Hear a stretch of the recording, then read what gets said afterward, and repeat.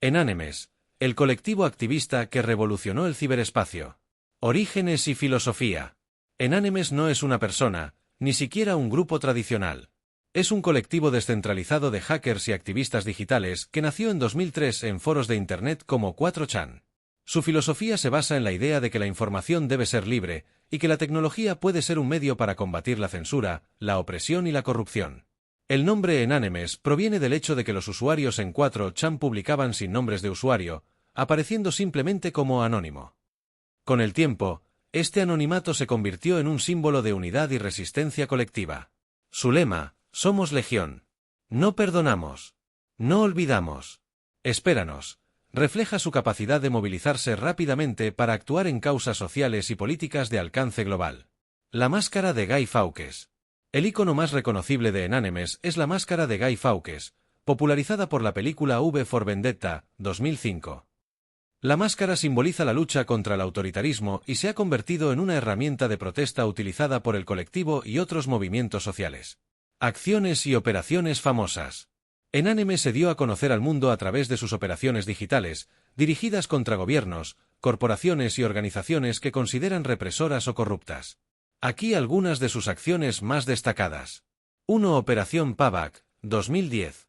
En respuesta a los esfuerzos de empresas como PayPal, Mastercard y Visa por bloquear las donaciones a Wikileaks, Enanemes lanzó ataques de denegación de servicio, 2, contra sus sitios web. La operación causó interrupciones significativas y atrajo la atención internacional hacia el colectivo. 2. Apoyo a la Primavera Árabe, 2011. Enanemes jugó un papel crucial durante la Primavera Árabe, ayudando a activistas en países como Túnez, Egipto y Libia a eludir la censura gubernamental y comunicarse con el mundo exterior. También atacaron sitios web gubernamentales para denunciar la represión y la violación de derechos humanos. 3. Ataque a la Iglesia de la Cienciología. En una de sus primeras operaciones importantes, Enanemes lanzó una campaña contra la Iglesia de la Cienciología en 2008, criticando sus prácticas de censura y control. Utilizaron tácticas como ataques DOS y manifestaciones en persona, donde usaron la máscara de Guy Fawkes para proteger sus identidades. 4. Operación Sony, 2011. Tras las acciones legales de Sony contra hackers que desbloquearon la consola PlayStation 3, Enanemes lanzó ataques contra los servicios en línea de la compañía, lo que resultó en interrupciones masivas. Aunque se cree que el colectivo no estuvo directamente involucrado en el robo de datos de millones de cuentas de PlayStation Network, esta acción aumentó su notoriedad. 5. Operación Ferguson, 2014. Enanemes intervino durante las protestas por el asesinato de Michael Brown en Ferguson, Missouri. Exigieron justicia y amenazaron con exponer información confidencial de los oficiales de policía involucrados si no se tomaban medidas legales. Tácticas y herramientas. Enanemes utiliza una variedad de tácticas para llevar a cabo sus operaciones, entre las que destacan: ataques 2. Sobrecargan los servidores de un sitio web, haciéndolo inaccesible. Filtración de datos. Obtienen y publican información confidencial para exponer corrupción o abusos de poder. Defacement. Modifican páginas web para mostrar mensajes de protesta o burlas. Activismo en redes sociales. Amplifican sus mensajes a través de plataformas como Twitter, utilizando hashtags virales. Estructura y organización. Enanemes carece de una estructura jerárquica o un liderazgo definido. Cualquiera puede actuar en nombre del colectivo, siempre que lo haga en línea con sus principios. Esta descentralización es tanto una fortaleza como una debilidad. Fortaleza. Es difícil desmantelar o detener al colectivo porque no depende de una sola persona o grupo. Debilidad. La falta de liderazgo puede llevar a conflictos internos y a la atribución errónea de acciones. Curiosidades.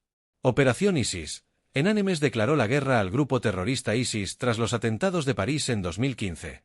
Desmantelaron cuentas de redes sociales vinculadas a ISIS y expusieron información sobre sus operaciones. Activismo caritativo. En varias ocasiones, Enanemes ha recaudado fondos para causas sociales y ha apoyado a comunidades vulnerables. Rivalidades internas. Debido a su naturaleza descentralizada, a veces surgen facciones dentro de Enanemes que se oponen entre sí. Críticas y controversias. Aunque Enanemes ha sido alabado por su activismo, también ha sido criticado por ataques indiscriminados. Algunos de sus objetivos han incluido organizaciones y empresas que no necesariamente son corruptas o represoras. Falta de responsabilidad. Al no tener una estructura formal, es difícil determinar quién está detrás de cada operación y cuál es su verdadera motivación. Vulnerabilidades legales. Muchos de sus miembros han sido arrestados por las autoridades en todo el mundo, lo que ha llevado a debates sobre los límites éticos y legales del activismo. Arrestos y consecuencias. Varios miembros de Enanemes han sido detenidos a lo largo de los años. Algunos casos destacados incluyen Héctor Xavier Monsegur, alias Abu, un líder de una facción de Enanemes que se convirtió en informante del FBI tras ser arrestado en 2011. Los arrestos de Lulzsec. Una facción de Enanemes llamada Lulzsec llevó a cabo varios ataques antes de que muchos de sus miembros fueran capturados en 2012. Situación actual.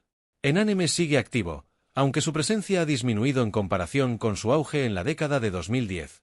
Continúan participando en causas sociales y políticas, como la defensa de los derechos humanos, la transparencia gubernamental y la lucha contra el cambio climático. En los últimos años, han dirigido su atención a temas como la brutalidad policial en Estados Unidos, la corrupción política en América Latina, el ciberacoso y la desinformación en redes sociales. Legado. Enanemes cambió para siempre la percepción del hacking, mostrando cómo las herramientas digitales pueden usarse para el activismo y la protesta social. Aunque sus métodos son controvertidos, su impacto en la ciberseguridad, el activismo y la cultura digital es innegable. Kevin Mitnick nació el 6 de agosto de 1963 en Van Nuys, California. Desde una edad temprana, demostró ser un niño curioso y talentoso, con un notable interés en entender cómo funcionaban los sistemas y mecanismos a su alrededor. A los 12 años, desarrolló su primera habilidad en lo que luego sería conocido como ingeniería social. Con un truco simple pero ingenioso, utilizó un billete falso para aprender a manipular el sistema de transporte de autobuses de Los Ángeles y viajar gratis. Su amor por la tecnología emergente lo llevó a explorar los límites de los sistemas de comunicaciones en los años 70 y 80, justo cuando la informática comenzaba a revolucionar el mundo. Mitnick comenzó a hackear como un desafío intelectual, pero pronto sus actividades lo colocaron en el radar de las autoridades. El infame camino al hacking profesional. A medida que avanzaba en sus conocimientos, Mitnick se adentró en redes informáticas de empresas como Digital Equipment Corporation, DEC, Pacific Bell y otros gigantes tecnológicos de la época. Su enfoque no se limitaba a la tecnología, desarrolló una habilidad única para manipular a las personas y obtener información crítica, como contraseñas y accesos privilegiados. Este enfoque de hacking humano lo convirtió en un pionero de la ingeniería social. Uno de sus primeros hackeos significativos fue en 1981, cuando accedió al sistema informático de Cosmos, un sistema de telecomunicaciones utilizado por las compañías de teléfonos. En 1983, hackeó ARPANET, el precursor de Internet, ganándose la atención del FBI. El hombre más buscado por el FBI. En la década de 1990, Kevin Mitnick alcanzó la cima de su notoriedad al ser etiquetado como el hacker más buscado por el FBI. Durante este tiempo, se infiltró en empresas como Nokia y Motorola, donde robó valiosa información, incluyendo códigos fuente y software propietario. En 1995, después de un largo juego del gato y el ratón, fue capturado en Carolina del Norte tras ser rastreado por Sutomu Shimomura, un experto en ciberseguridad que Mitnick había provocado previamente al hackear su computadora personal. Esta captura marcó un hito en la historia del hacking y llevó a un juicio mediático. Condena y aislamiento. Mitnick fue condenado a 5 años de prisión, incluyendo 8 meses de aislamiento total. Las autoridades argumentaron que su acceso a cualquier dispositivo conectado a redes podría representar una amenaza para la seguridad nacional. Según los fiscales, se temía que Mitnick pudiera iniciar un ataque nuclear simplemente con un teléfono. Reinvención y resurgimiento. Tras cumplir su condena, Mitnick salió de prisión en 2000 y transformó su vida, reinventándose como una figura respetada en el ámbito de la ciberseguridad. Fundó Mitnick Security Consulting, donde asesora a grandes corporaciones sobre cómo protegerse contra los mismos tipos de ataques que él realizó. Su firma ha trabajado con empresas de Fortune 500 y gobiernos internacionales. Mitnick también se convirtió en un exitoso autor, escribiendo libros como El arte del engaño y El arte de la intrusión, en los cuales detalla sus técnicas de ingeniería social y hacking. Curiosidades y legado. Prohibición de tecnología. Durante su libertad condicional, a Mitnick se le prohibió utilizar computadoras, teléfonos móviles u otros dispositivos electrónicos. Figura mediática. Su historia ha sido adaptada en películas y documentales, convirtiéndolo en un ícono del hacking. Héroe y villano. Aunque para algunos es un héroe que expuso vulnerabilidades, para otros es un villano que puso en peligro a empresas y gobiernos. En la actualidad, Mitnick sigue siendo una figura influyente en el ámbito de la seguridad cibernética, y su historia continúa siendo un punto de referencia en debates sobre la ética en el hacking. Adrián Lamo, el hacker vagabundo que dividió opiniones. Infancia e inicios. Adrián Lamo nació el 20 de febrero de 1981 en Boston, Massachusetts. Desde temprana edad, mostró una inteligencia sobresaliente, pero también una personalidad compleja que lo llevó a enfrentarse al sistema educativo y optar por una vida nómada. A diferencia de otros hackers que operaban desde sofisticadas configuraciones, Lamo utilizaba bibliotecas públicas, cibercafés e incluso dispositivos prestados para llevar a cabo sus actividades. Hackeos famosos. Lamo se hizo conocido por infiltrarse en redes de alto perfil como las de Microsoft, Yahoo y The New York Times. En este último caso, accedió a una base de datos interna y obtuvo información sobre colaboradores y reportajes no publicados. Sin embargo, en lugar de explotar estos datos para obtener beneficios personales, a menudo alertaba a las empresas sobre las vulnerabilidades que encontraba, ganándose el apodo de hacker ético. Su hackeo más notorio ocurrió en 2002, cuando logró acceder a los servidores del New York Times. Fue arrestado en 2003 y sentenciado a 6 meses de arresto domiciliario, junto con una multa y libertad condicional. El caso Chelsea Manning. En 2010, Lamo fue contactado por Chelsea Manning, quien le confesó haber filtrado miles de documentos clasificados a Wikileaks. Lamo denunció a Manning ante las autoridades, lo que llevó a su arresto y condena. Este acto dividió opiniones en la comunidad hacker. Algunos lo consideraron un traidor, mientras que otros lo vieron como alguien que priorizó la seguridad nacional.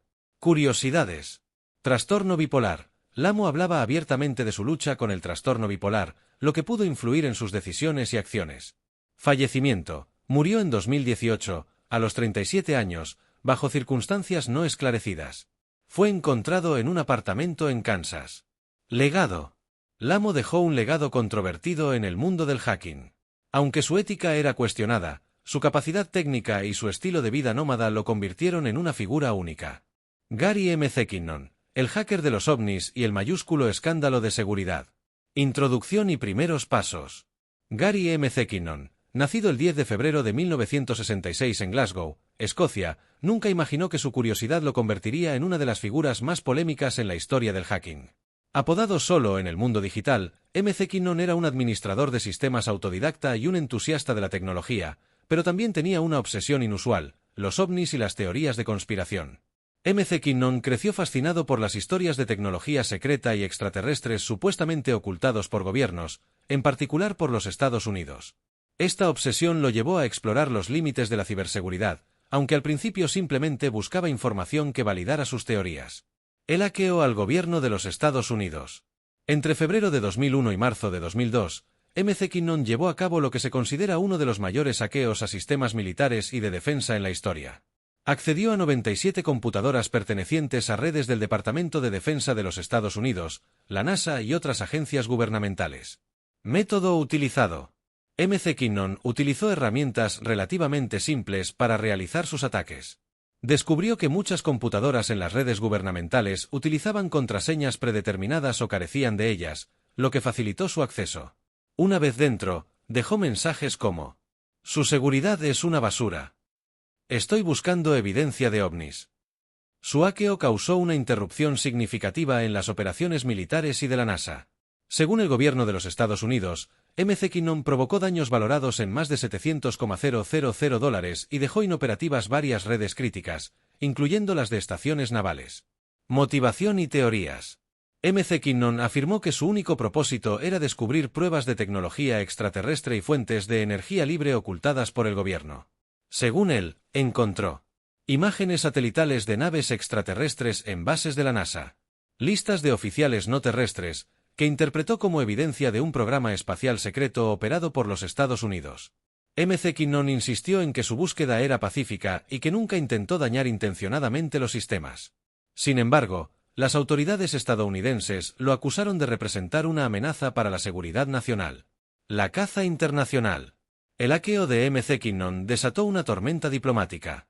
Fue identificado por las autoridades británicas y estadounidenses, y en 2002 fue arrestado por la policía británica a petición del gobierno de los Estados Unidos. Enfrentaba cargos de conspiración y acceso no autorizado a computadoras, con una pena máxima de 70 años de prisión en caso de ser extraditado y condenado. Durante una década, McKinnon luchó para evitar su extradición a Estados Unidos. Argumentó que sufría de síndrome de Asperger y que una extradición lo expondría a condiciones inhumanas, incluyendo un riesgo elevado de suicidio. Intervención del gobierno británico. En 2012, después de años de procesos legales, la entonces ministra del Interior británica, Theresa May, bloqueó su extradición citando razones humanitarias. Esta decisión marcó un hito en los casos de extradición relacionados con delitos informáticos. Curiosidades. Evidencia ambigua. Aunque McKinnon afirma haber encontrado pruebas de ovnis, nunca se han mostrado públicamente documentos ni imágenes que respalden sus declaraciones. Películas y documentales. Su caso inspiró debates y análisis en medios internacionales, con documentales y libros dedicados a explorar su historia. Activismo por la libertad de información. McKinnon se convirtió en un símbolo para quienes defienden la libertad de información y la lucha contra la opacidad gubernamental. Situación actual. Desde que se bloqueó su extradición, McKinnon ha mantenido un perfil bajo. Vive en Londres, lejos del mundo del hacking, y ha dedicado su tiempo a proyectos relacionados con la tecnología de manera legal. Ha evitado la atención mediática, aunque su caso sigue siendo recordado como uno de los más significativos en la historia del hacking. Legado. El caso de Gary McKinnon resaltó las vulnerabilidades de los sistemas informáticos del gobierno de los Estados Unidos y provocó un escrutinio sobre las políticas de extradición en casos de delitos informáticos. Aunque sigue siendo una figura controvertida, su historia plantea preguntas importantes sobre la ética, la seguridad cibernética y el equilibrio entre la transparencia y la privacidad.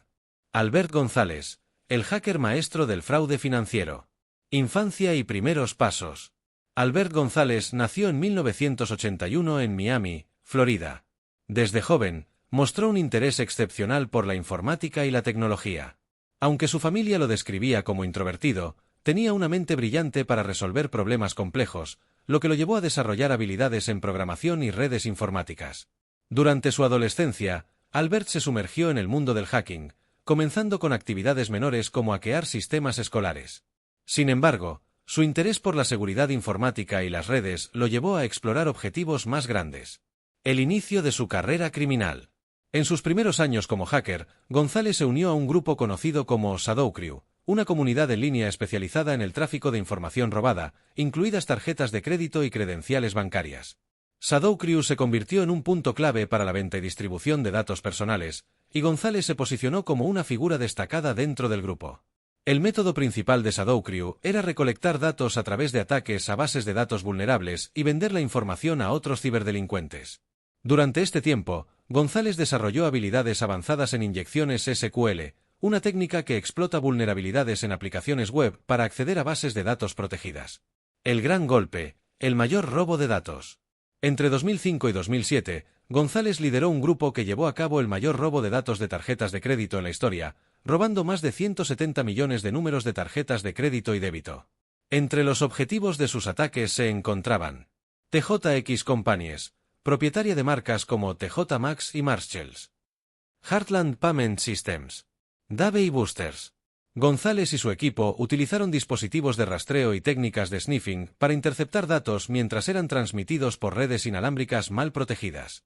También se infiltraron en sistemas de punto de venta, POS, accediendo a información crítica de los clientes. Los datos robados se vendían en foros clandestinos a compradores internacionales, quienes los utilizaban para realizar fraudes bancarios o crear tarjetas clonadas. El impacto económico de estas actividades fue devastador, con pérdidas estimadas en cientos de millones de dólares para las empresas afectadas. La doble vida de Albert González. En una ironía sorprendente, mientras realizaba estos saqueos, González trabajaba como informante para el Servicio Secreto de los Estados Unidos, ayudando a desmantelar otras redes criminales en línea.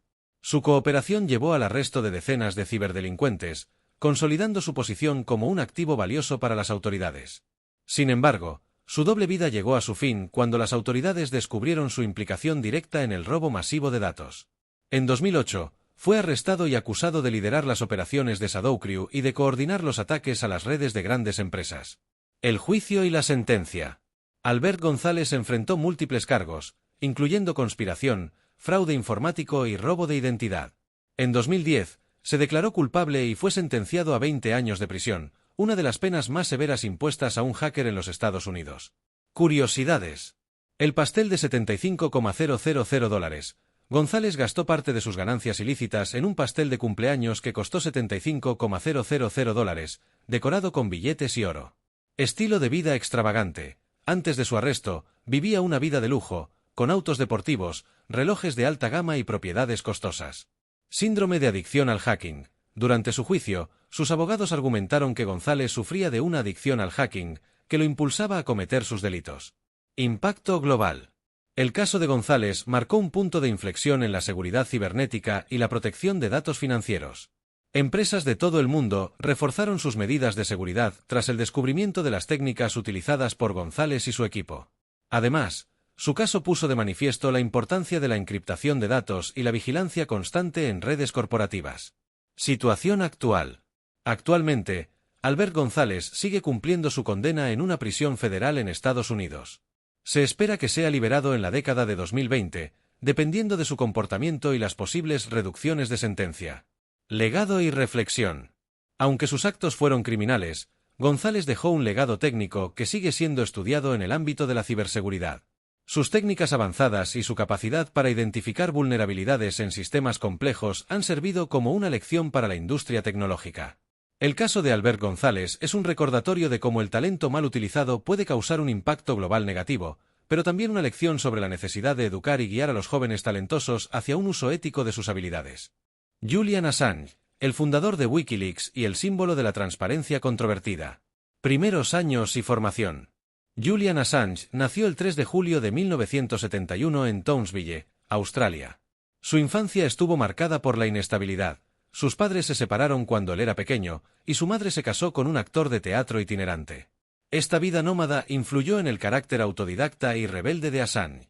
Desde joven mostró un interés excepcional por la tecnología y la programación, además de un sentido agudo de justicia social. A los 16 años, Assange obtuvo su primera computadora y comenzó a explorar las redes informáticas. Bajo el alias de Mendax, se unió a un grupo de hackers conocido como International Subversives. Durante este tiempo, desarrolló habilidades avanzadas de hacking y accedió a sistemas gubernamentales y corporativos en todo el mundo. Primeros saqueos. En los años 80, Assange hackeó redes de alto perfil, incluidas las de la NASA y el Pentágono. Sus actividades no eran puramente destructivas, buscaba información y evidencias de injusticias o secretos ocultos. En 1991, fue arrestado por acceder ilegalmente a los sistemas de Nortel, una empresa de telecomunicaciones canadiense. Aunque evitó una pena severa debido a su cooperación con las autoridades, este incidente marcó el inicio de su carrera como un activista por la transparencia. La fundación de Wikileaks. En 2006, Assange fundó Wikileaks, una plataforma diseñada para exponer secretos gubernamentales y corporativos. El objetivo de la plataforma era proporcionar un canal seguro para que denunciantes de todo el mundo pudieran filtrar documentos clasificados y exponer actos de corrupción, violaciones de derechos humanos y abusos de poder. Wikileaks no tardó en ganar notoriedad, publicando información explosiva que afectó a gobiernos y corporaciones en todo el mundo. La filosofía detrás de Wikileaks era que la transparencia radical era esencial para la democracia. Publicaciones famosas. Wikileaks alcanzó prominencia global con varias filtraciones masivas. Los registros de la guerra de Afganistán, 2010. Miles de documentos clasificados del ejército estadounidense revelaron detalles sobre las operaciones militares en Afganistán, incluyendo bajas civiles no reportadas y actividades encubiertas. Los registros de la guerra de Irak, 2010. Estos documentos revelaron crímenes de guerra y abusos cometidos por las fuerzas estadounidenses y aliadas. Cablegate, 2010. Más de 250,000 cables diplomáticos del Departamento de Estado de Estados Unidos expusieron comunicaciones confidenciales entre embajadas estadounidenses y sus gobiernos anfitriones. Los papeles de Guantánamo, 2011. Información clasificada sobre los prisioneros detenidos en la bahía de Guantánamo. Estas publicaciones colocaron a Wikileaks y a Assange en el centro de un debate global sobre la transparencia y la seguridad nacional. Controversias y persecución. El éxito de Wikileaks trajo consigo una gran cantidad de enemigos. Gobiernos de todo el mundo, particularmente Estados Unidos, acusaron a Assange de poner en peligro la seguridad nacional y las vidas de agentes en el terreno. Las filtraciones también llevaron a cuestionamientos sobre los límites éticos de la transparencia y los riesgos de publicar documentos sin filtrar. El caso de Chelsea Manning. En 2010, Wikileaks colaboró con Chelsea Manning, una analista de inteligencia del ejército estadounidense, quien filtró miles de documentos clasificados. Manning fue arrestada y sentenciada a 35 años de prisión, aunque fue liberada en 2017 tras una conmutación de su sentencia. Este caso consolidó a Wikileaks como una amenaza para el gobierno de Estados Unidos. Acusaciones en Suecia. Ese mismo año, Assange enfrentó acusaciones de agresión sexual en Suecia. Aunque negó las acusaciones, Argumentando que eran parte de un complot para extraditarlo a Estados Unidos, Assange se refugió en la Embajada de Ecuador en Londres en 2012 para evitar ser arrestado. Años en la Embajada de Ecuador. Assange pasó 7 años asilado en la Embajada ecuatoriana, en condiciones que él mismo describió como tortura psicológica. Durante este tiempo, continuó operando Wikileaks. Sufrió un deterioro en su salud física y mental. Sus relaciones con el gobierno ecuatoriano se tensaron, particularmente después de que el presidente Lenín Moreno asumiera el cargo en 2017. En 2019, Ecuador revocó su asilo, y Assange fue arrestado por las autoridades británicas. Cargos en Estados Unidos. Assange enfrenta 18 cargos en Estados Unidos, incluyendo conspiración para cometer intrusión informática y violaciones de la ley de espionaje. Si es extraditado y condenado, podría enfrentar hasta 175 años de prisión. Curiosidades. Premios y reconocimientos. A pesar de la controversia, Assange ha recibido premios por su labor periodística, incluyendo el Premio Barclay por contribución sobresaliente al periodismo. Películas y documentales. Su historia ha sido adaptada en películas como The Fifth Estate, 2013, protagonizada por Benedict Cumberbatch. Un hacker con pasado turbulento. Assange trabajó como programador y creó software de encriptación antes de fundar Wikileaks. Personalidad polarizante. Es admirado por activistas de transparencia, pero criticado por líderes políticos y algunas organizaciones de derechos humanos. Estado actual. Desde su arresto en 2019, Assange ha estado detenido en la prisión de Belmarsh, en el Reino Unido, mientras enfrenta un prolongado proceso legal relacionado con su extradición a Estados Unidos. Su salud ha sido motivo de preocupación, con informes que indican un deterioro físico y mental significativo. Legado. Julian Assange es una figura profundamente polarizante. Para sus defensores, es un héroe de la transparencia que arriesgó todo para exponer la corrupción y los abusos de poder. Para sus críticos, es un delincuente que puso en peligro la seguridad global. Su caso plantea preguntas cruciales sobre la libertad de prensa, los límites del activismo digital y la responsabilidad en la era de la información. Kevin Poulsen, el hacker que dominó las líneas telefónicas y se reinventó como periodista. Orígenes e inicios. Kevin Poulsen, conocido como Dark Dante en el mundo del hacking, nació el 30 de noviembre de 1965 en Pasadena, California. Desde temprana edad, mostró interés en la tecnología y la informática. Durante su adolescencia, desarrolló habilidades avanzadas en sistemas telefónicos, lo que lo llevó a convertirse en uno de los primeros pre-hackers, un término utilizado para describir a quienes manipulaban sistemas telefónicos para obtener acceso gratuito o control sobre las líneas. En los años 80, Poulsen comenzó a experimentar con sistemas telefónicos de manera más sofisticada, lo que marcó el inicio de su carrera como hacker. Era conocido por su capacidad para burlar sistemas complejos y por utilizar su ingenio para ejecutar intrusiones únicas. El gran golpe: ganar un Porsche manipulando un concurso de radio. En 1990, Kevin Poulsen llevó a cabo uno de sus hackeos más famosos. Manipuló las líneas telefónicas de una estación de radio de Los Ángeles para asegurarse de ser la llamada número 102 en un concurso que ofrecía como premio un Porsche 944 S2. Poulsen utilizó su experiencia en sistemas telefónicos para tomar control de todas las líneas entrantes de la estación, bloqueando las llamadas de otros concursantes y garantizando su victoria. Aunque esta hazaña fue considerada ingeniosa, también atrajo la atención de las autoridades, que comenzaron a investigar sus actividades.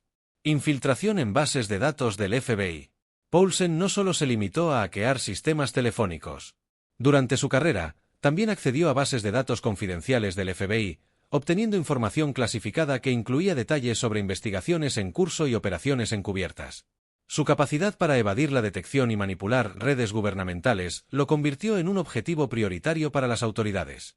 Fue incluido en la lista de los delincuentes más buscados del FBI, una distinción que pocos hackers han alcanzado. El arresto y la sentencia.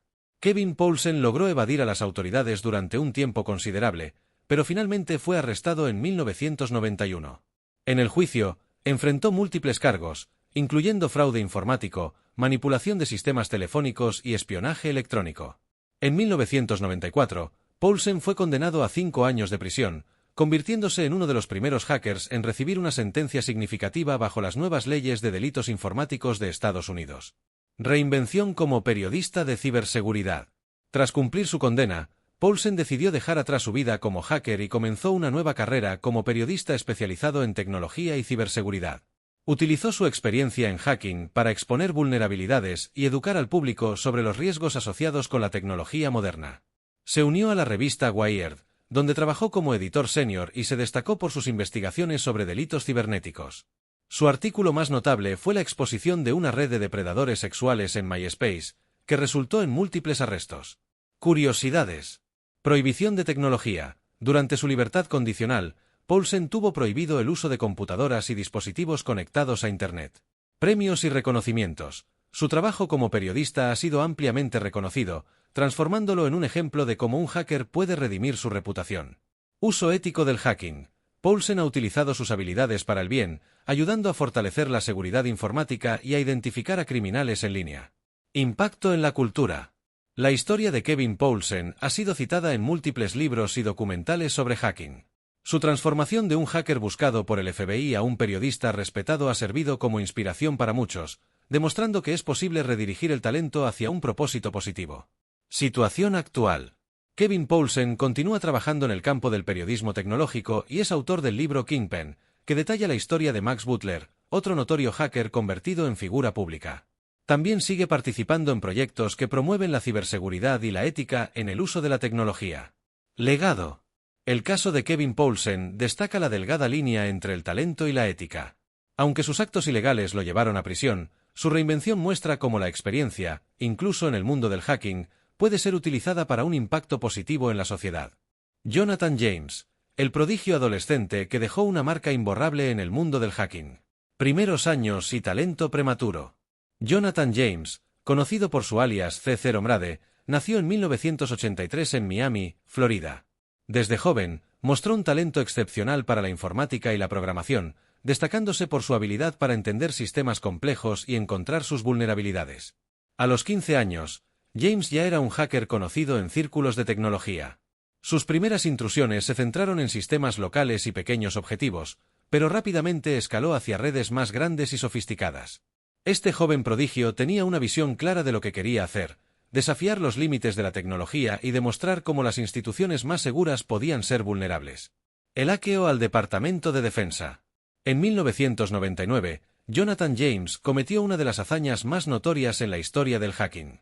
Infiltró los servidores del Departamento de Defensa de los Estados Unidos utilizando un exploit que le permitió instalar un backdoor en sus sistemas. Esto le otorgó acceso completo a información sensible, incluidos correos electrónicos, contraseñas y registros confidenciales. James no solo robó datos, también accedió a programas de entrenamiento militar y al software utilizado para supervisar los movimientos físicos de tropas estadounidenses. Este ataque puso en evidencia la fragilidad de las redes militares en ese momento, lo que llevó a una revisión completa de sus sistemas de ciberseguridad. El robo de datos de la NASA. El hackeo más famoso de Jonathan James ocurrió cuando tenía apenas 16 años. Logró acceder a los sistemas informáticos de la NASA, descargando el código fuente de un software que controlaba funciones críticas en la Estación Espacial Internacional, ISS.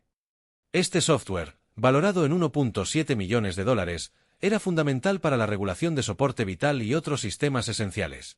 La NASA se vio obligada a cerrar sus sistemas durante 3 semanas para investigar y reparar las vulnerabilidades, lo que costó a la agencia más de $41,000. James, con su característico ingenio, declaró que lo hizo por curiosidad y por el desafío técnico, sin intenciones maliciosas. Arresto y sentencia. En 2000, Jonathan James fue arrestado tras una investigación del Departamento de Defensa y la NASA. Al ser menor de edad, fue sentenciado bajo un sistema de justicia juvenil, convirtiéndose en el primer menor de edad en ser condenado por delitos de hacking en los Estados Unidos.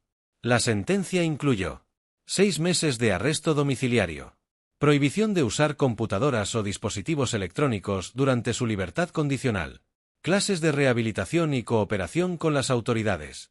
Aunque su castigo fue relativamente leve, el caso de James marcó un precedente en cómo la justicia estadounidense trataba los delitos cibernéticos cometidos por menores. Vida posterior y problemas legales. Tras cumplir su condena, Jonathan James intentó mantenerse alejado del hacking y llevar una vida más tranquila. Sin embargo, en 2007, su nombre apareció vinculado a una investigación sobre un hackeo masivo de datos llevado a cabo por Albert González y su grupo criminal, quienes estaban involucrados en el robo de millones de números de tarjetas de crédito. Aunque James negó cualquier participación, las autoridades realizaron redadas en su casa y confiscaron sus dispositivos. Este evento marcó un punto de quiebre emocional para James, quien sentía que estaba siendo incriminado injustamente. Trágico final. El 18 de mayo de 2008, Jonathan James fue encontrado muerto en su casa, a los 24 años. Se había disparado en la cabeza, dejando una nota de suicidio que expresaba su frustración y desesperación por la presión legal y las acusaciones infundadas. En su carta, James escribió: "No creo en el sistema de justicia. Tal vez mis acciones hoy y esta carta envíen un mensaje más fuerte que lo que podría decir en la corte". Su muerte generó un debate sobre la presión que enfrentan los jóvenes involucrados en casos de delitos informáticos y la falta de programas de rehabilitación adecuados para canalizar su talento. Curiosidades. Prodigio técnico. A pesar de su corta vida, Jonathan James es recordado como uno de los hackers más talentosos de su generación.